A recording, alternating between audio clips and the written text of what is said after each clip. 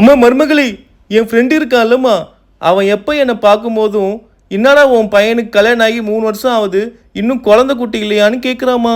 எனக்கு என்ன சொல்கிறதுனே தெரிலம்மா. ஓ, இன்னும் என் குழந்தை இல்லைன்றதான் கேட்குறீங்களா மாமா? ஐயோ அப்படி இல்லைம்மா. மாமா, பார்க்குறவங்களாம் இதே தான் கேட்குறாங்க. அவருக்கோ இப்போ பிஸ்னஸ் சரியில்லாமல் போயிட்டு இருக்கு, வாழ்க்கையே இஎம்ஐல தான் போயிட்டு இருக்கு. இந்த நிலைமையில எப்படி மாமா குழந்தைய பெற்றுக்க முடியும்?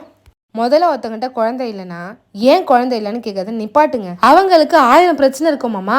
அவங்க எப்போ பெற்றுக்கணுமா பெற்றுக்க போறாங்க. அம்மா நீ தப்பா புரிஞ்சுட்டு நினைக்கிறம்மா. சரி விடுங்க மாமா.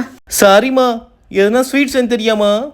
செஞ்சு தரேன். இன்னும் 10-12 நாள்ல தீபாவளி வரப்போகுது. இன்னும் தீபாவளி ரெசிபிஸ் போடலன்னா எப்படி? இன்னிலேருந்து தீபாவளி ரெசிபிஸ் பார்ப்போமா? ரொம்பவே ஈஸி, சிம்பிள் அண்ட் ரொம்பவே டேஸ்டான மோத்திச்சூர் லட்டு எப்படி செய்யலான்னு பார்க்கலாங்களா? இது செய்யறதுக்கு ஃபர்ஸ்ட் பாகு எடுத்துக்கலாம். 1 கப்பு சர்க்கரைக்கு 1 கப்பு தண்ணி சேர்த்துட்டு ஃபர்ஸ்ட் சர்க்கரை நல்லா கரைச்சி எடுத்துக்கோங்க.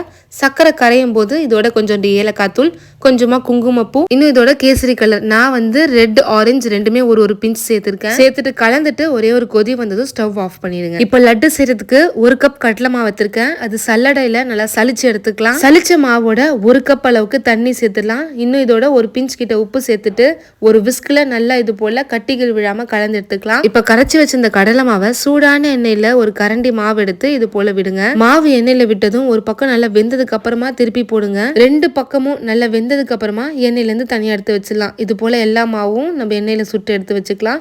இது மிக்சி ஜார்ல போட்டு 2 ரொட்டேஷன் அரைச்சி எடுத்தோம்னா பூந்தி ரெடி. இப்ப நம்ம அரைச்சி எடுத்து இந்த பூந்தியை நம்ம செஞ்சு வச்சிருந்த சர்க்கரை சிரப்ல போட்டுடலாம். இன்னும் ஃபிளேவர் தரத்துக்கு இதோட 2 ஸ்பூன் கிட்ட நெய் சேர்த்துட்டு ஸ்டவ் ஆன் பண்ணிட்டு நல்லா கலந்து விடுங்க. நல்லா இது போல கெட்டி ஆகும். ஸோ இந்த ஸ்டேஜ்ல ஸ்டவ் ஆஃப் பண்ணிடலாம். கடைசியா உங்க கிட்ட இருக்க ட்ரை நட்ஸ் சேர்த்துக்கோங்க. நான் சூரியகாந்தி விதை சேர்த்திருக்கேன். ஸோ இப்போ நல்லா ஆறுனதுமே இது போல உருளை பண்ணி வச்சிடலாம். அவ்வளவுதான், சூப்பரான மோத்திச்சூர் லட்டு ரெடி ஆயிடுச்சு. இந்த லட்டு அவ்வளவு சாஃப்டா ஜூசியா இருந்துச்சு. இது செய்யறதுக்கு மொத்தமே 1/2 மணி நேரம் தான் ஆச்சு. ஸோ நீங்களும் இந்த தீபாவளிக்கு இந்த மோத்திச்சூர் லட்டு செஞ்சு பார்த்துட்டு எப்படி வந்துச்சுன்னு மறக்காம கமெண்ட் பண்ணுங்க.